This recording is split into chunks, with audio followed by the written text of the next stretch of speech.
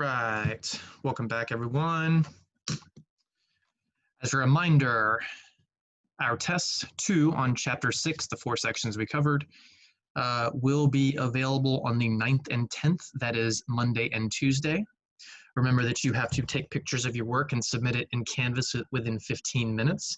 I will have that spot ready when it's time. The review is already in my math lab. It's directly under the Chapter 6 homework and the homework section.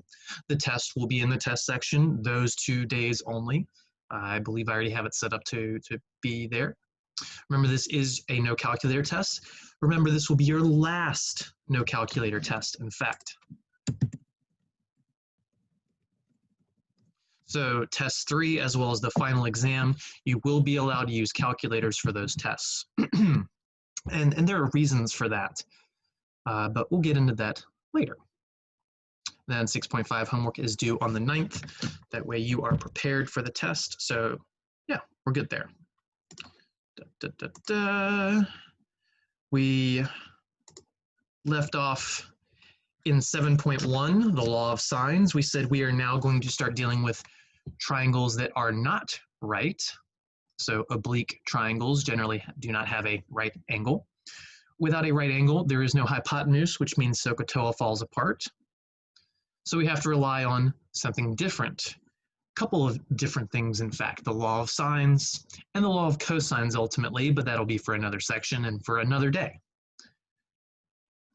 We talked about how with this situation without a right triangle, there are several different cases, 2 of which are the easiest case, and that's when you're given 2 angles. We talked about how I can't give you a problem that has 3 angles because there are infinitely many answers. And this particular arrangement, ASA, just means you have the side between 2 angles that you know, and SAA means that you have a side that's not directly between the 2 angles that you know. Now you might be clever and think you can rearrange the letters of another one of these later, and you could, but we picked the arrangements for reasons. All right, so then we boiled it down to the actual law of sines, a formula that we said we're just going to give to you, you're going to memorize it.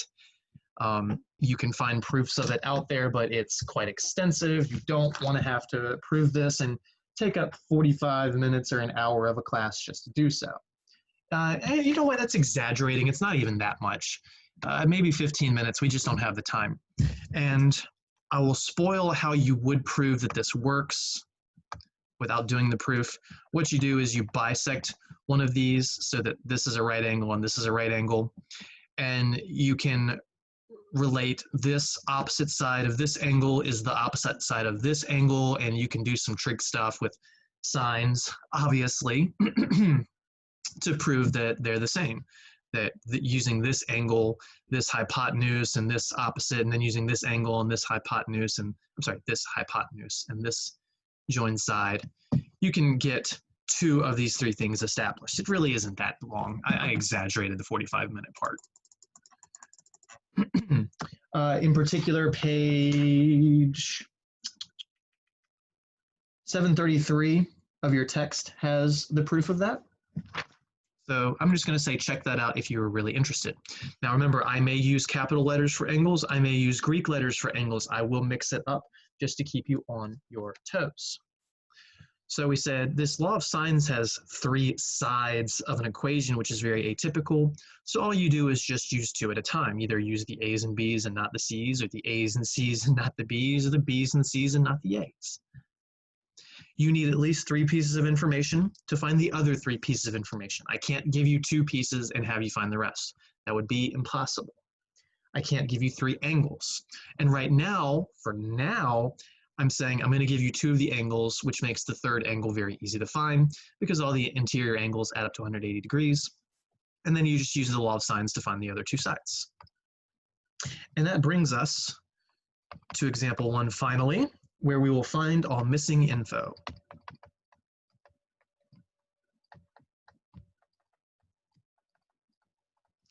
And for this, I am not going to draw the triangle. I am just going to label capital A is 56 degrees. Capital C is 24 degrees. And if you're ever confused over whether this is a capital or not, It's only capitals that go with degrees, or the angle that is, radians maybe as well. And then little a is 22.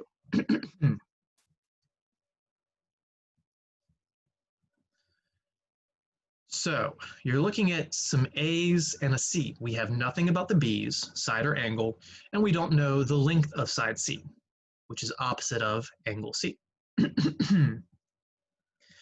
So you might be going, all right, well, which do we use? Do we use this one and this one? Or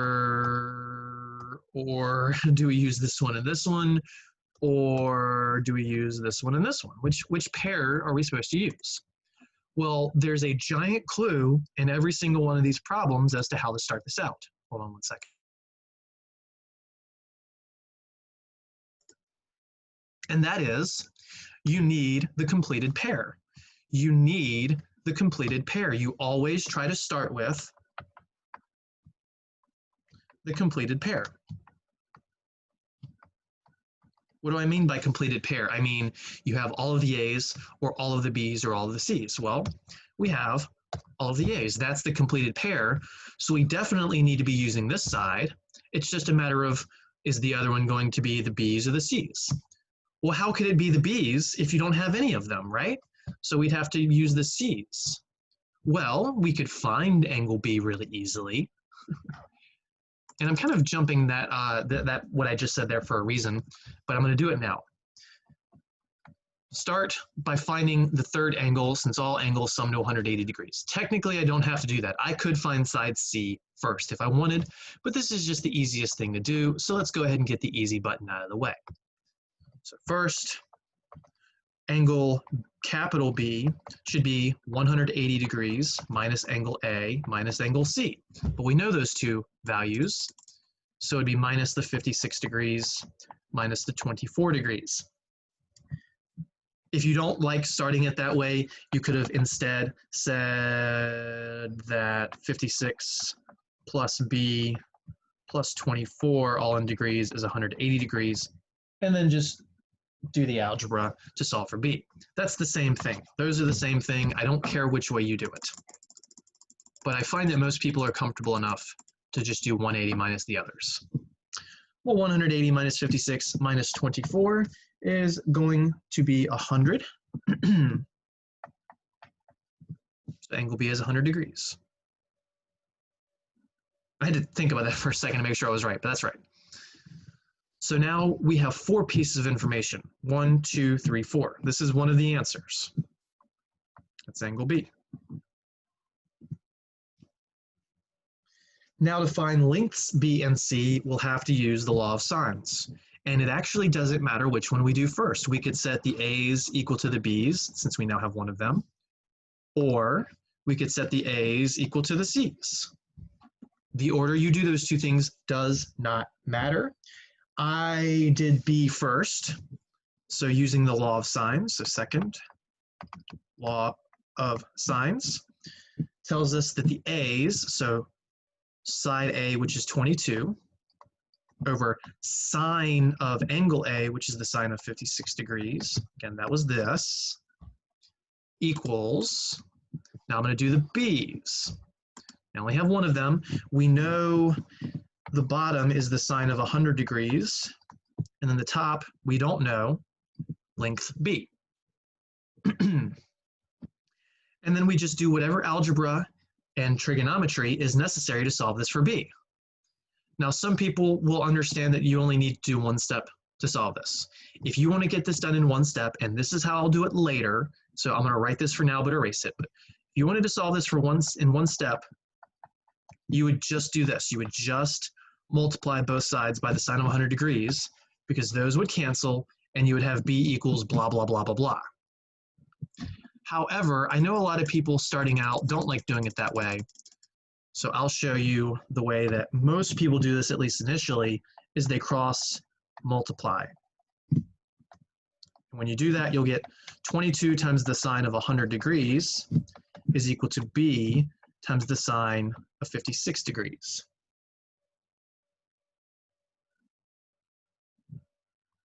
Now, if you do it this way, if you cross multiply, you have another step because the b is being multiplied by this, so you have to divide by that to get rid of it. So then you would divide both sides by b sine 56 degrees. Why did I write b? Not b. Do not divide by the variable. I was just looking at it. That way, the sine of 56 is cancel on your variable side, and you'll have an answer. And it's the same answer you would have had if you did it in the one-step version. So, whoops, wrong color. So b equals 22 times the sine of 100 degrees divided by the sine of 56 degrees. And no, nothing reduces here. You cannot reduce the 100 with the 56. You can't reduce the 22 with anything. Insides can't reduce with insides of trig functions. Insides and outsides never get to reduce with anything. If this was a no calculator test, guess what? That would be the answer. However, we usually take these and round to 1 decimal place. That's usually what my math app will say. Pay attention to the instructions, because it may say 2 occasionally. So what you'd have to do is punch this in a calculator. Make sure you're in degree mode. Degree mode. So 22 times the sine of 100 degrees. Make sure you close that parentheses. Divided by the sine of 56. Close it. And we get 26.1 when we round to the nearest tenth. So b is about 26.1. Not degrees. B, that little b is a length. Maybe inches, maybe meters, maybe feet. I don't know. We didn't give any units to the A. I just said it was 22, so we can't give any units to this. So B is approximately 26.1. So how do we find side C? Well, the exact same way we found side B. We just don't use this and this. We're going to use the A's and the C's.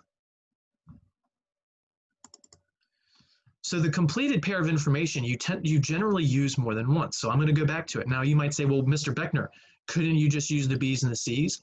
Yes, you could, but here's the problem. The value of B that we have written down is a rounded answer, which means it's not exactly right. It has what we call round-off error. And when you take something with round-off error and you put it into another equation and you process it and then you round that one, you have what we call error propagation, and it usually gets worse and worse and worse. And then your answers start being off by 0.1 or 0.2, and then eventually if you keep doing this 1 or 2 or 10 or 100. So try not to take information that you approximated and jam it into another equation, because you're going to start having these little errors, and it might end up the answer is 15.3, you got 15.4, and my math lab marks it wrong. Now on a test, if you've got work shown and you say, Mr. Beckner, check out my work, I'll go and give you probably full credit even for that. If you're off by 1/10, if your work, if you did what I just talked about that I prefer you not do, I would give you full credit for it if your work is shown. But why not just go ahead and not use borrowed information, not have error propagation, and not make things worse? So again, we're going to go to the A's. So third step is another law of sines, where we'll keep the A part the same, 22 over sine of 56 degrees, but the right-hand side is now little c over the sine of angle C, which was 24 degrees. Now again, for this, starting this out, I'll show the work with cross multiplying, CM cross multiply, and you'll get 22 times the sine of 24 degrees is equal to little c times the sine of 56 degrees, and then you just divide by the sine of 56 degrees, like so. In fact, the exact same 2 steps we did in the second portion. It's just the numbers look a little different at the end. So what we get is little c equals 22 times the sine of 24 degrees over the sine of 56 degrees. Look how similar it was to b. They have the same 22 and denominator. It's just the sign next to it is different. This is pretty common if you do things as I'm doing them, if you don't use borrowed information. Now, again, this is an exact answer, and you may have a calculus class or someone else teaches trig and they say stop at the exact answers. But unfortunately, we usually do want to have nice approximations for these because we're trying to relate it to more applicable scenarios. So we round to the nearest tenth. We'll jam this in a calculator.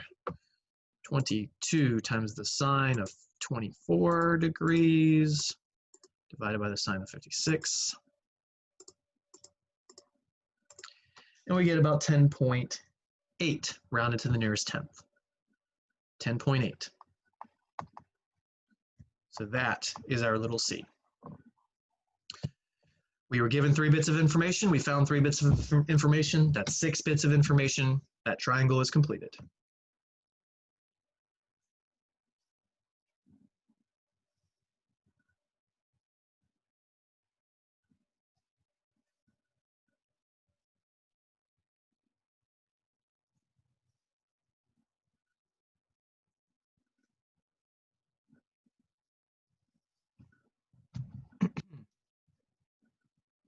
All right. When given 2 angles, find the third angle first. That's the easiest thing to do. Then you can just law of sines your way through the rest. It will always work that way. When you're given 2 angles, find the third angle, law of sines, law of sines. The order you do those is arbitrary, but this is just the easiest approach. Again, the 2 law of sines things, completely interchangeable. I just like to do the third angle first because it's the easiest thing to do. All right, let's do another one. Let's go with, and I'm going to go to Greek letters this time. I want to make my little b a little better. So we'll have angle alpha equal to 85 degrees. Angle beta equal to 35 degrees. And then side C equal to 30. Now for this problem, I do not have a completed pair of information, so I could not use law of sines yet. But we will work on that. That doesn't mean this is different than the last problem. I'm just saying the last problem, all 3 things were interchangeable. Not this time. We do actually have to find the third angle. Gamma, that's our capital C basically. And this will be 180 degrees minus the other 2. Let's see, 85 and 35 is 120, 180 minus 120 is 60. So 60 degrees is our third angle, our capital C if you prefer.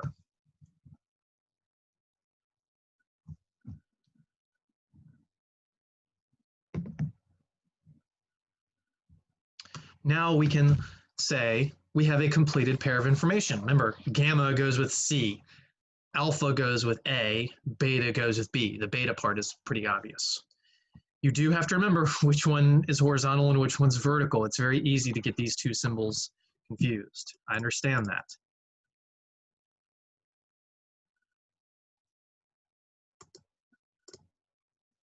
There we go. Okay, so the second step, that was first step. I can scroll back in now. Second step, we're going to use the law of sines. Now, what do we have completed? We have the C's. The C's are completed, so that's going to be the left side. It could be the right side. It doesn't technically matter, but side C is 30 over the sine of its angle, sine of 60 degrees. Now, again, we need calculators to be able to do these approximations because we don't know the sine of 24, the sine of 56 degrees, or the sine of 100 degrees. We do actually know the sine of 60 degrees, but there's going to be other angles involved, so you would still need a calculator. And then equals. Do you want to go after the A's and the B's first? Me, I usually go in alphabetical order, so I'm going to go after the A. So 85 degrees in the top? No. The sine of 85 and in the bottom, 85 degrees. And then little a is what goes in the top. Now remember, you could just flip this thing upside down and it won't matter. That's because we're going to cross multiply it or just do our algebra another way. So if you cross multiply, and once again, I did show the easier version. The easy version would be to just multiply both sides by sine of 85 degrees. And I will start doing that, but I like mixed methods. So after you cross multiply, you get 30 times the sine of 85 degrees is equal to little a times the sine of 60 degrees. Then you'll divide by the sine of 60 degrees. I'm going to stop showing it this way. I'm just going to write it to the side a lot of the times. There we go. So that tells us that 30 sine of 85 degrees over sine of 60 degrees is the length of side A. But we want to get this to be a tangible value. Let's get the approximation. And there are math classes where they don't care what the approximation is. This would be the answer. So 30 times the sine 85 degrees, close it, divided by the sine of 60, close it. And we get 34.5 when we round to the nearest tenth. 34.5. So that's our A. For our third step, we do another law of sines. Let me give myself just a little more space.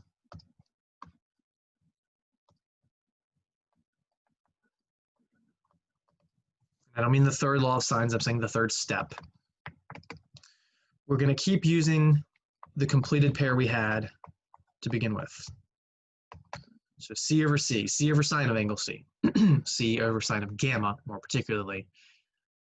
Then we already used the A's here, so let's use the B's. We don't know the length of B, but we do know angle B, sine of angle 35 degrees. We cross multiply. We'll get 30 sine of 35 degrees is equal to B times the sine of 60 degrees. We're going to divide both sides by, you guessed it, sine of 60 degrees. So we get that 30 sine of 35 degrees over the sine of 60 degrees is equal to little b. Again, that's our exact answer. The approximation rounded to the nearest tenth, we jam in a calculator. 30 times the sine of 35 this time, close it, divided by the sine of 60, all in degrees. And we get 19.86, blah, blah, blah, blah, blah, rounded to the nearest tenth would be 19.9. Again, no units, so just 19.9. So there's our B, there's our A, and we had angle gamma earlier, which is angle capital C.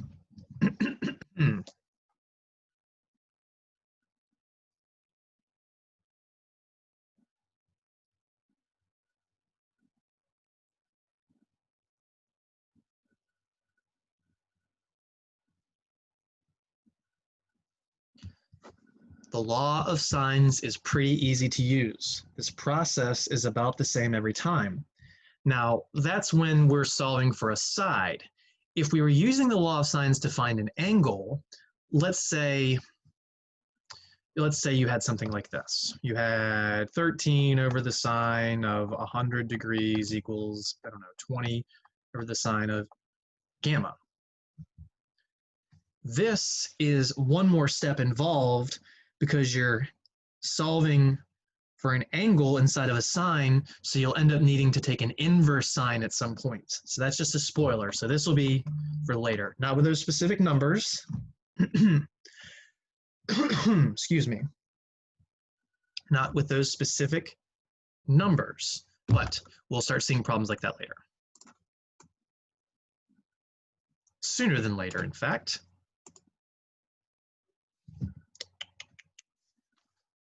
All right, but not yet.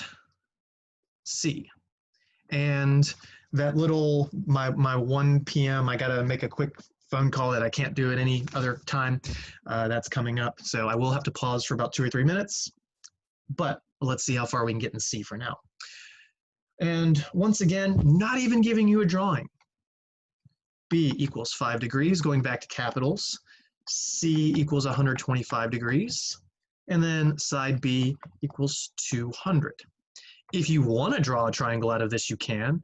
And you don't even have to draw these to scale. You can make it look equilateral if you want. And then you can just say, oh, okay, I want this to be my angle B, so here's our 5 degrees. I want this to be angle C, so here's my 125 degrees. But then where does the 200 go? Well, the 200 has to be opposite angle B, so that means the 200 has to go here. And that would mean this is side little c, this would be angle, this is angle capital A, and this would be letter lowercase a. So I can give you the problem drawn up as a triangle. I can give it to you labeled with just A's, B's, and C's. It doesn't matter. Well, we have two angles, so we can find the third. Capital A is going to be 180 degrees minus 5 degrees minus 125 degrees, which is minus 130, so that's 50 degrees. Pardon me. So that's angle A, 1 out of 3. Second, we use our law of sines. We were given the B's completed originally. Now, if little a was up there, we could say we now have the little a's and the big A completed as well, but the B's were obviously completed, so we want that to be one of these sides. So we'll go 200 over the sine of 5 degrees is equal to. Now, we could go after either little a or little c. I go in alphabetical order, so let's go little a first. So little a over sine of, why was I about to write 50 degrees? No, that is right.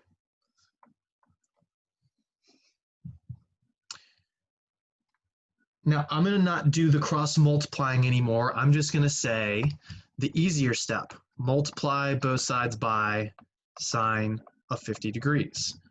And I'm going to write it, but I'll erase it in just a second, this part. When you do it like this, these cancel to just get the A equals. This is a quicker way.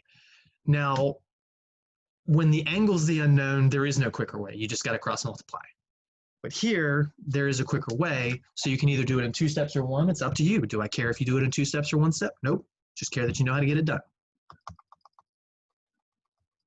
Oh, come on, Moose. Don't have an event right now, please. Please don't. Please don't. Oh boy, this might be a Sorry, I know you have no idea what I'm talking about. I might need more than a couple minutes if my dog does what I think he's about to do. All right, so when we do that, this is just me saying, hey, well, this is what we get.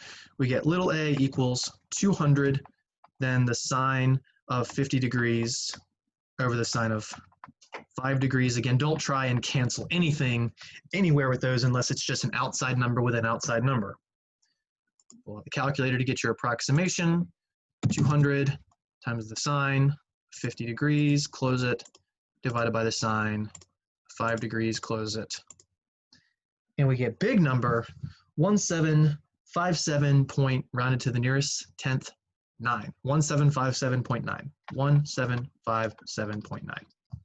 That is our A. Rounded to the nearest 10th, of course.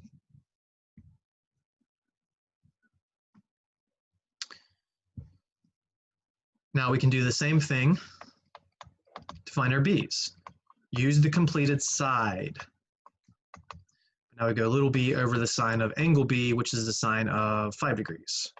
And I need to pause. I'll be back in about 2 minutes. Try that out on your own, please.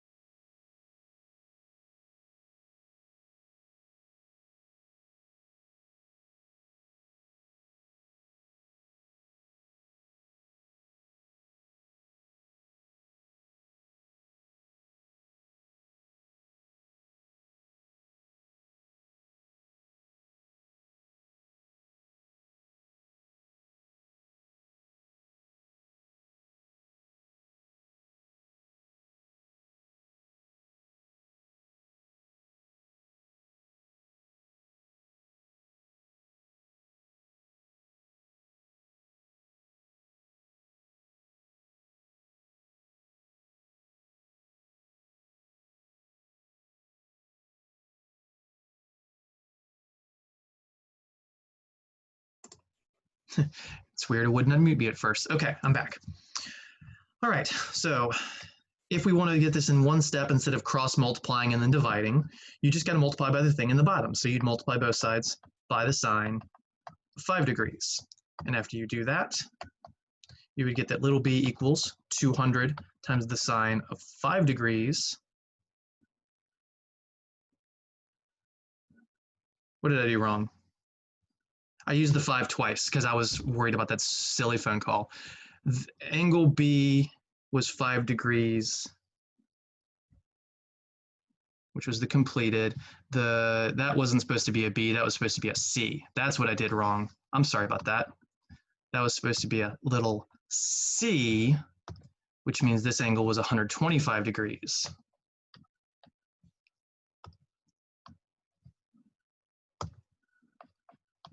I'm sorry about that. Again, the left side was the B's, the 200 over the sine of 5 degrees. So me having 5 degrees up there twice was a clue that I did something wrong. And that's because the right side was supposed to be the C's, not B's. I literally had it equal to itself. So when you multiply both sides by the sine of 125 degrees,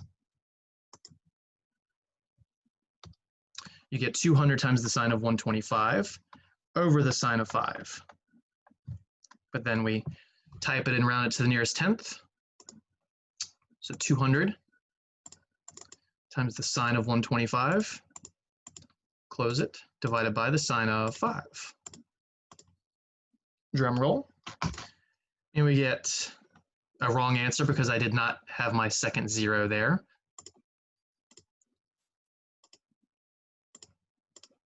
Boom, there we go. 200 sine of 125 degrees divided by sine of 5 degrees. And that's the correct answer. So 0.7, 1879.7, 1879.7. That is our B approximation, our C approximation. Good grief. C. I keep wanting to write B. I'm also really focused on my dog right now. I'm sorry, I'm distracted.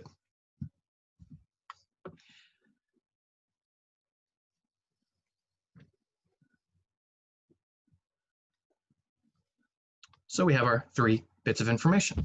Now, some student might come through and say, well, Mr. Beckner made a few mistakes. How do we trust him? And they'll say, especially since this was 200, but these others were in the thousands. Well, that seems really weird, right? Well, I mean, it does, but at the same time, this angle was teeny. This angle is absolutely just minute. It's small. This is not even a great representation of it. 5 degrees is like that. Now, in order for that to happen, if the side opposite of it is 200, you're going to have to make this thing very, very, very, very, very, very long just in order for that to be 200.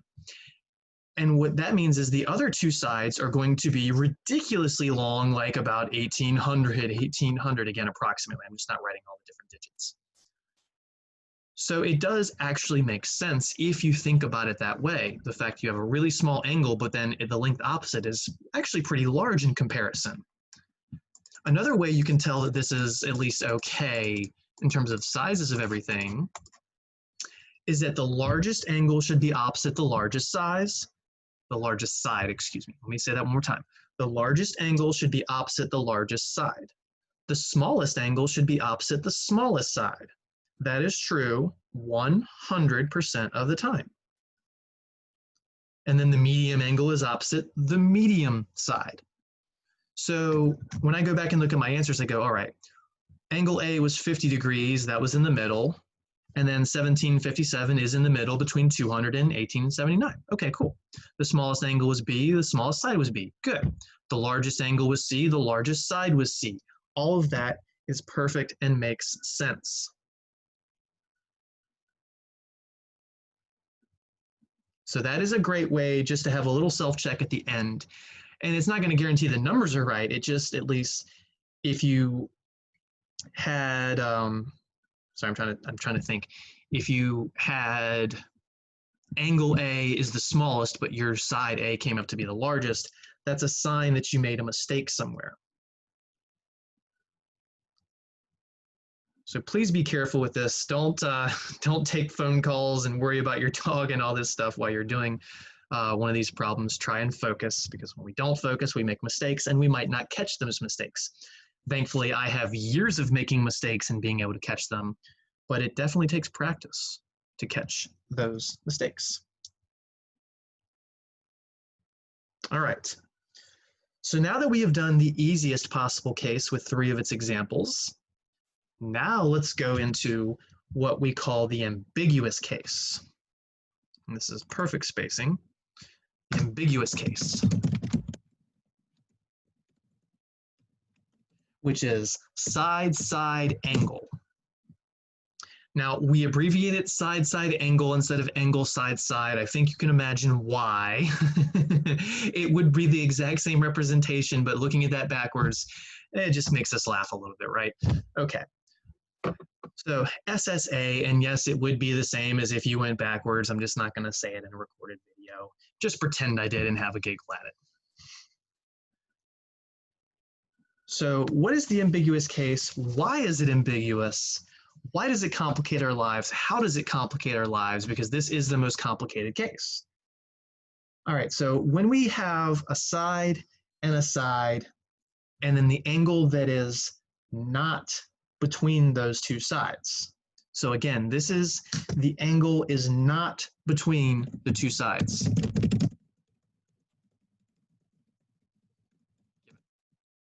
That's important.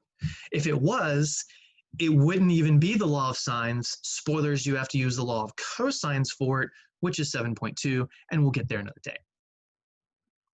So side-side angle. So if you draw up a little triangle, and I'm going to do a few of these. And again, they might look like equilateral triangles. Just please pretend they're not. Maybe we know this side A and this side B. And again, we don't know the angle between them, so we could know either of angle A or angle B. So let's say we just know angle A. So capital A or alpha. So this is one of the cases. And again, it could have been that I didn't know angle A, maybe I knew angle B. It's the same exact case, but you can't know the angle between them. So first of all, this is different from the last 3 examples because you only have one angle and you cannot just immediately find these other 2 angles. You can't just say, oh, well, it's 180 minus the others. Well, you only know 1. You have to know 2 to find the third. So that's out. The law of sines is going to have to be the first thing that you actually do. So this is our ambiguous case. And why is it ambiguous? Well, let's say, so here's your weird cases. Let's say that you knew side A and it was really small, and you knew side B and it's a lot longer, and you know angle A and it has to look like this. This is a possibility of a scenario where you've just got some very short A, and it doesn't have to be microscopically short. It could go, in theory, all the way to here, maybe. But I just like to draw it a little more exaggerated here. So the A, the B, and the capital A, these are the known values. In what world could this form a triangle? Because you would need a 4th side to connect those 2 things. So the problem here is the A, the lowercase a, is too short to be able to come down here. Now, we don't know the length of this side. This side could be all the way out here. It doesn't matter. And in fact, I want to demonstrate that. I want to make it a little longer. In fact, so again, this could be really long. It could be really short. That's not the important factor. It's just the fact is no matter what, this is too short. So this is a possible scenario given to you. I could give you an A that's just too small to go with angle A and side B to actually make this fit, which means there is no triangle. There is no answer.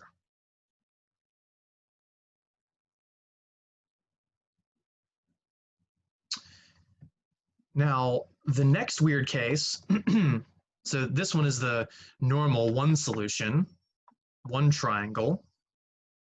Let me make that a little more like a fancy 1 so you can tell. So the other case is, and I'm going to draw this in two different colors.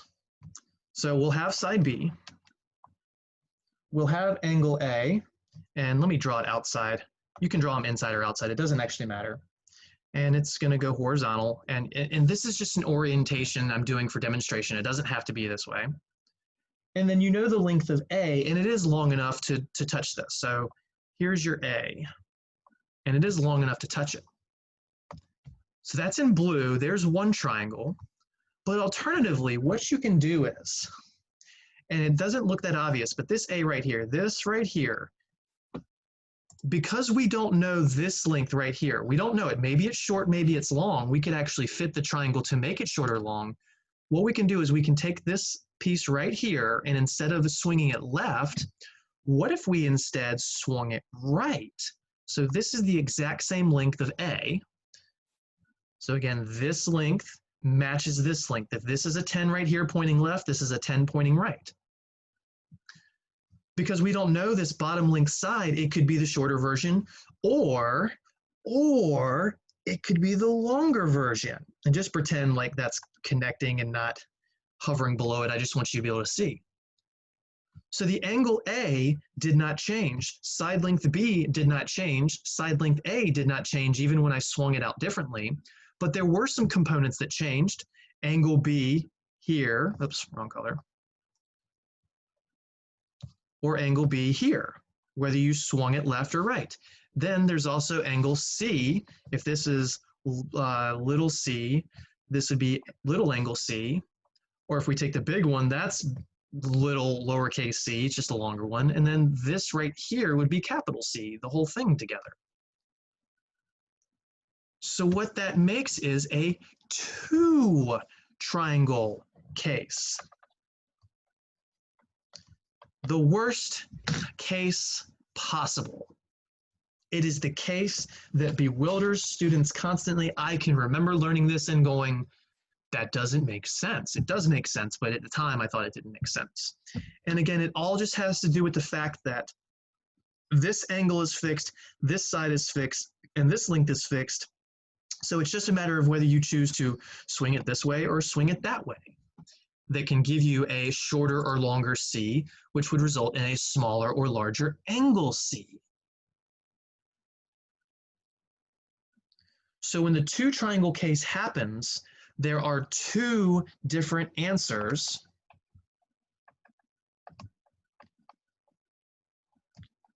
for, again, if you're assuming that you're given angle A, and side B, there would be two different answers for angle C, side C, and I said those backwards, and angle B.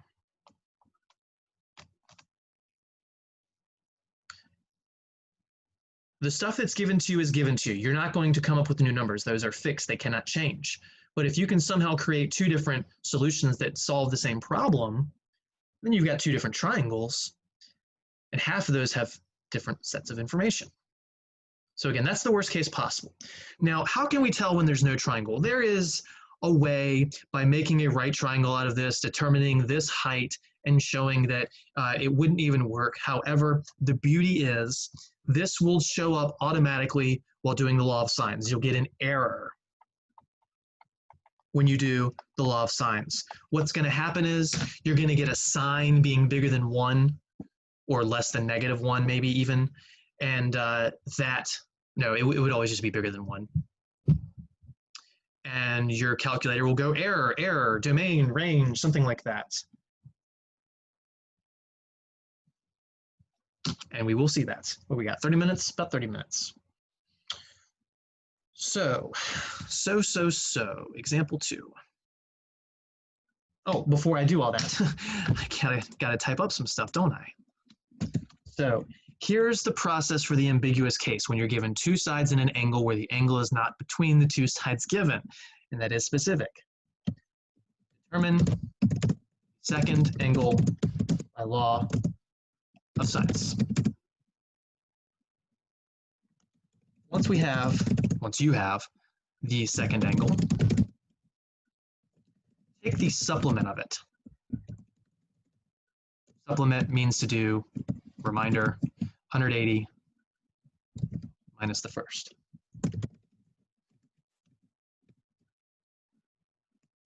If the sum of the first angle, the one that you were given, that's what I mean by first, if the sum of the first angle, the one you were given, and this second version of this second angle, in other words, the thing we just found, that the supplement of the actual angle. So if this sum is less than 180 degrees, then a second triangle exists.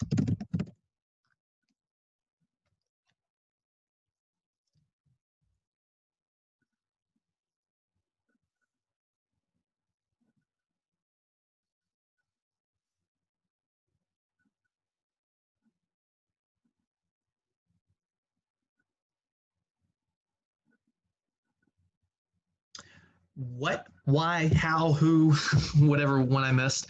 All right. So you can prove with some geometric and spatial reasoning that this version of B and this version of B are supplementary to each other.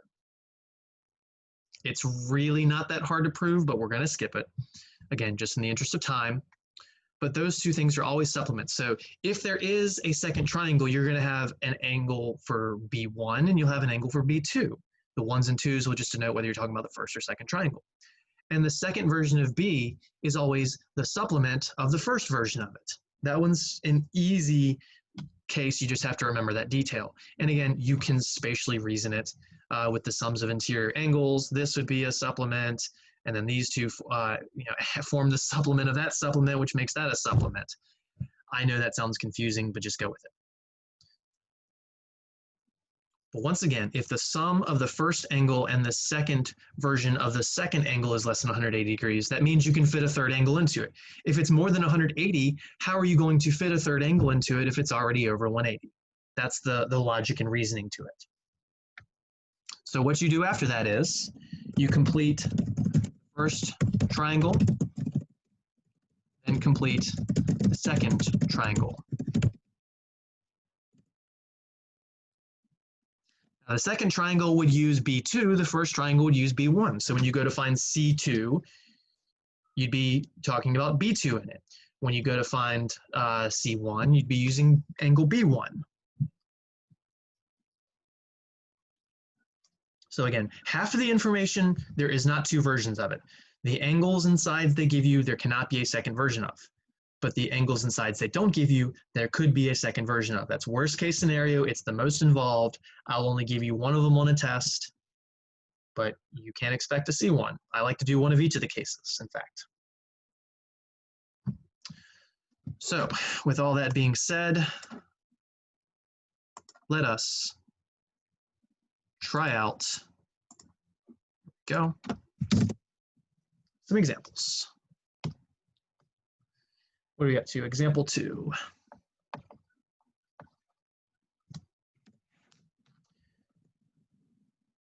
Complete the triangle. And its second triangle, if it exists. Now, these instructions are specific.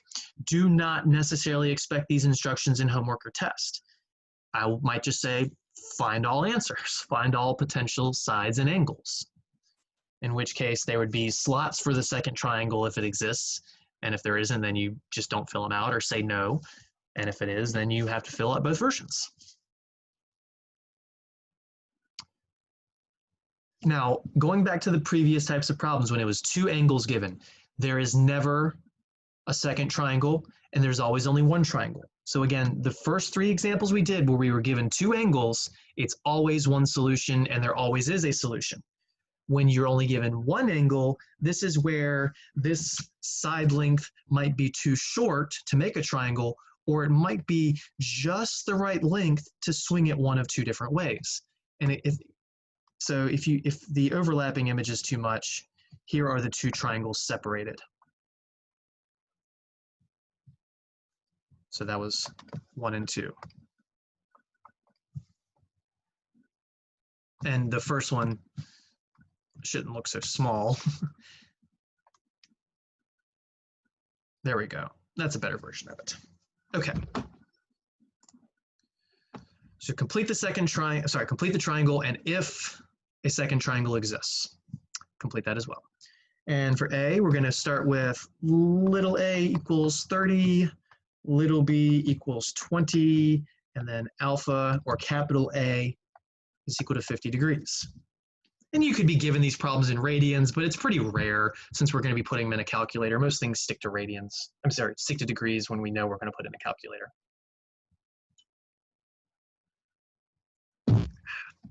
All right.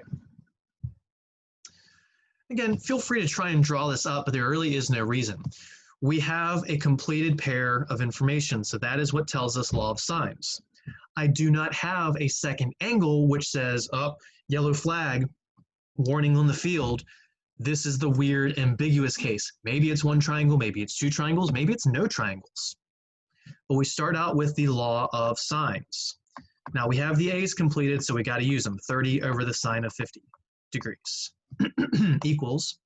I have nothing about the C's, so I can't use them. I have to use the B's. So 20 over sine of beta, since I used alpha. This is something I alluded to earlier. Our variable is inside of a trig function, which means you can't just one step this and you're done. You're going to have to cross multiply, and you're going to have to do an inverse trig function eventually. But let's show those steps. So we're going to cross multiply. So we get 30 times the sine of beta equals 20 times the sine of 50 degrees. Now we cannot just divide by 30 sine. That would not work. We can only divide both sides by 30, which will give us sine of beta is equal to 20 sine of 50 degrees over 30.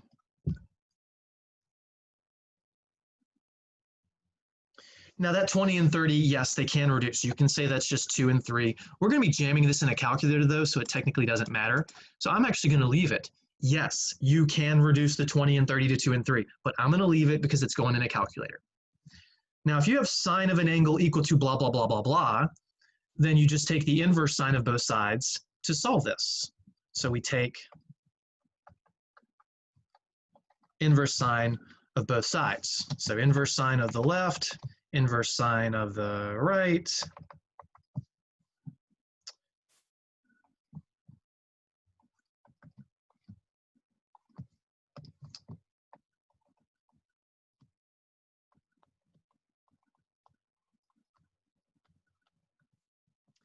And why do we do that? Because inverse functions and regular functions cancel each other out. Now remember, this only works if you're under the proper quadrants. Inverse sine works in quadrants 1 and 2, thankfully. So we are okay because all of our angles are going to be from 0 to 180 degrees. So this is perfectly valid, and we get angle beta is equal to inverse sine of 20 sine of 50 degrees all over 30, which when we put in our calculator and round, actually I said that wrong. Inverse sine is valid in quadrants 1 and 4, not 2. So you do have to be careful there. There's something that we're going to talk about later having to deal with that. But for now, we're putting a pin in that more complicated discussion. I forgot to write inverse. There we go. Inverse sine of all of that. That's a critical component. So second sine to get the inverse sine, then 20 times the sine of 50 degrees. Close that parentheses, divided by the 30, and then we close the parentheses for the inverse sine. Drum roll, an angle beta is 30.7 rounded to the nearest tenth. 30.7 degrees. That's our angle beta. I don't want to box it up yet though.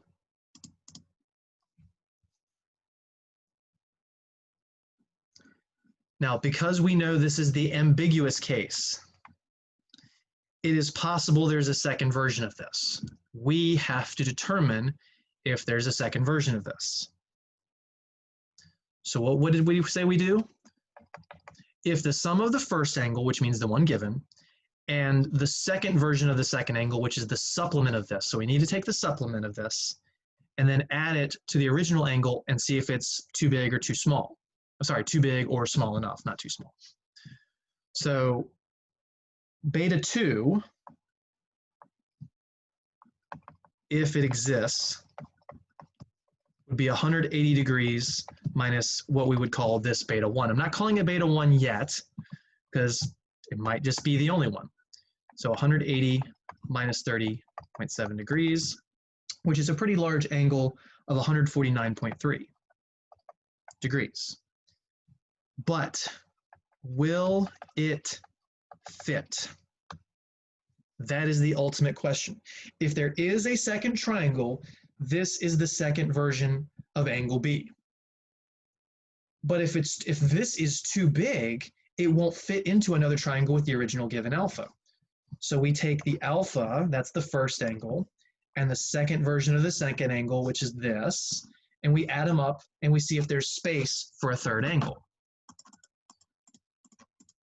So alpha plus beta 2 is 50 degrees plus 149.3 degrees, which is too big. It's 100, why did I write 2?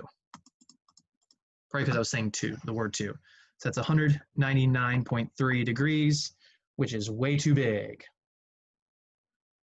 It's greater than or equal to 180 degrees, so it's too big, so only one triangle.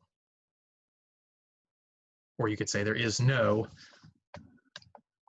second triangle. How are we on time? 15.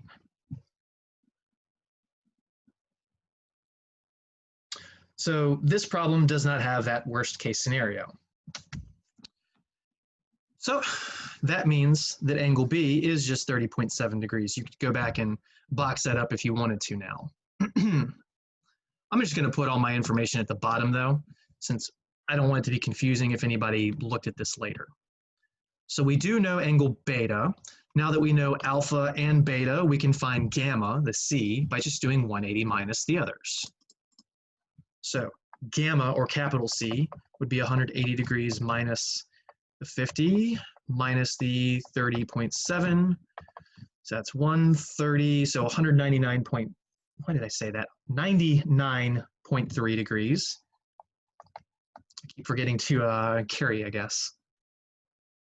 Borrow. So that's our gamma.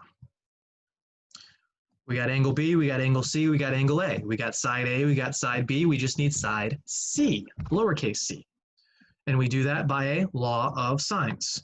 You generally end up doing law of sines twice in these problems if there's only one triangle. So we'll go back to the completed pair of information we already had, which was the 30 over the sine of 50 degrees. And we'll set that equal to the c's, which is lowercase c, unknown, over the sine of gamma, which was the 99.3 degrees. I'm going to do this in one step, just multiply by the sine of 99.3 degrees on both sides, which will get rid of that. It just puts it on the left and the top now. So we get that 30 times the sine of 99.3 degrees over the sine of 50 degrees is equal to c, which will jam in the calculator. 30 sine 99.3, close it, divided by sine of 50, close it. Drum roll. And we get 38.647, blah, blah, blah, rounded to the nearest tenth would be 38.6. Not degrees. So now at the bottom, I'll just put that angle beta was the 30.7 degrees. Angle gamma was the 99.3 degrees. And then lowercase c was 38.6. And that is the completed information that goes with the original A, B, and something else given. What were we given? A, B, and an alpha, that's right.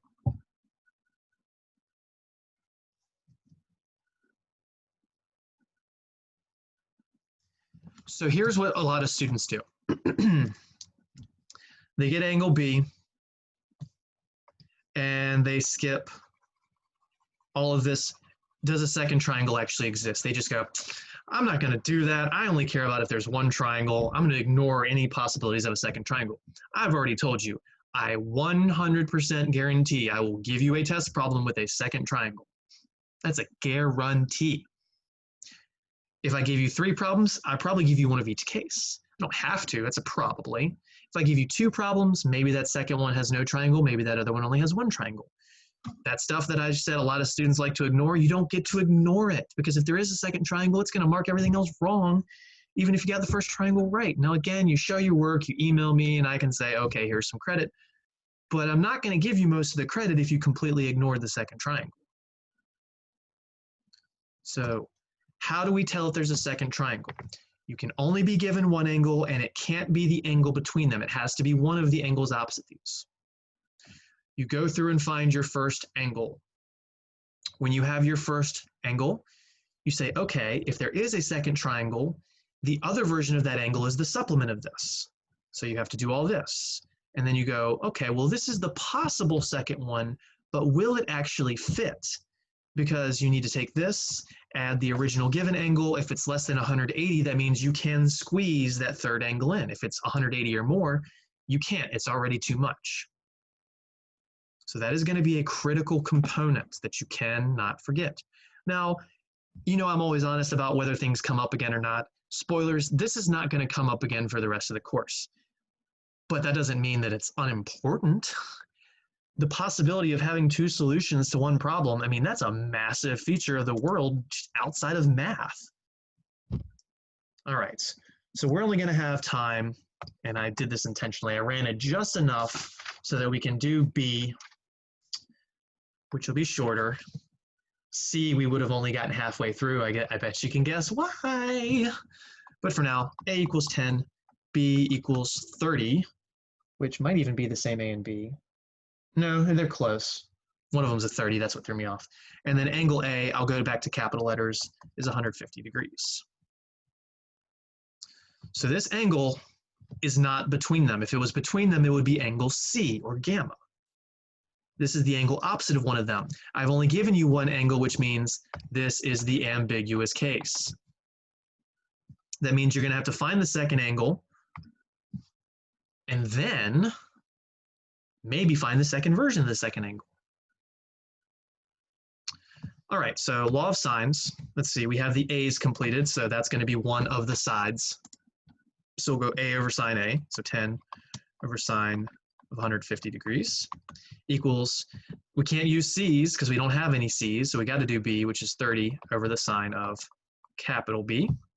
Maybe it's B1, maybe it's just B.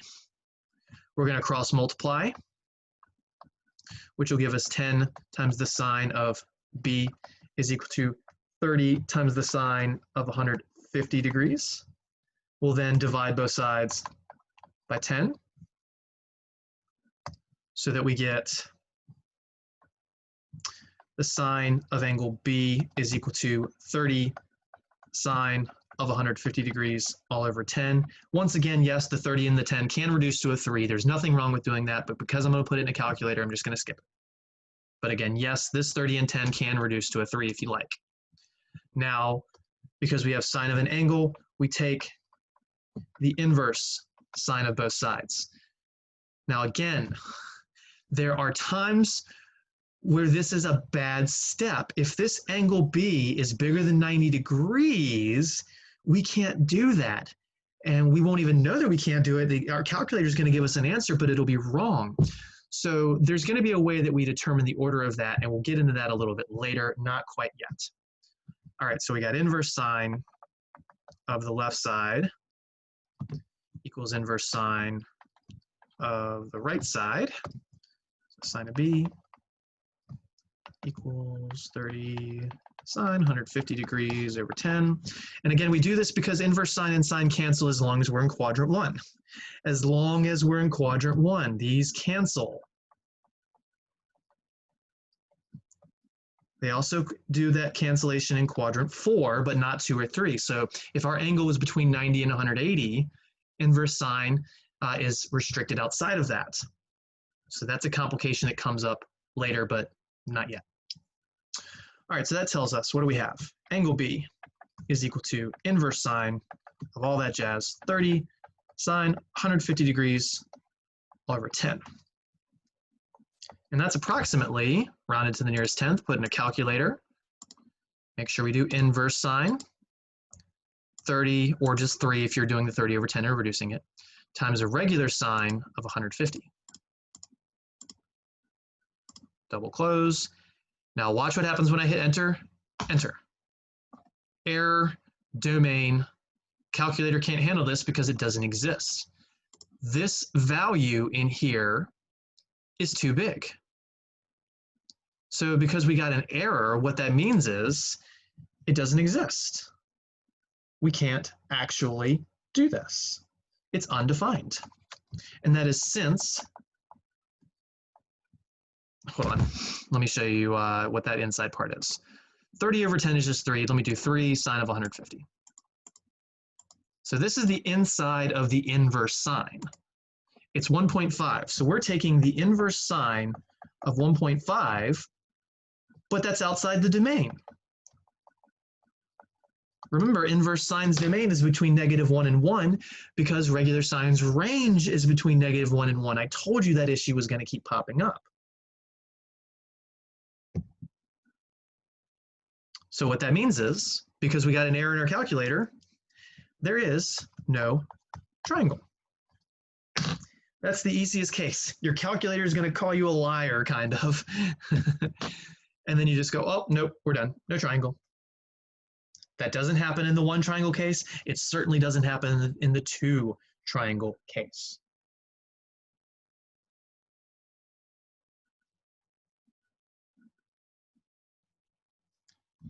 So when we come back next time, spoilers, we will do C, which will be 2 triangles. We will show why 2 triangles works. We will show you how to find all the information for the second triangle. And then we'll probably do another one of those because it's, in my opinion, one of the most challenging problems of the course because of all the little things to keep track of. I know you've heard me say that before, but I mean, one of means not the most. There's a whole group of what I would call the most challenging. But for now, I know nobody's going to be focusing on this. You're going to be focusing on chapter 6, 6.1 through 6.3, then 6.5. Homework, review, they're all available. Study hard. Be prepared for that test Monday and Tuesday. We will still have regular class on Monday, so don't take the test during that time. Or if you have to, if that's your only free hour and a half, make sure that you watch the lecture on YouTube later as soon as you possibly can, hopefully before Wednesday. But we'll call it a day there. So the test is, I did give you 2 hours again. It is no notes, no books, no calculator. Remember that you have to turn in all your work within 15 minutes. If you turn it in 20 minutes later, I do reserve the right to give you a 0. I'm not saying I want to do that. I'm not saying I'm going to do that. But, you know, if something looks fishy, maybe we go down that path. And I don't want to go down that path. I hate that path. Nobody likes that path. So let's keep it honest. Show as much work as you can. Remember, you can email me and say, hey, check out this, and this question. I think I got partial credit. And then I'll go and give it to you. So have a good day, have a good weekend, study hard, work hard, be productive. Email me with any questions. Take care, everyone.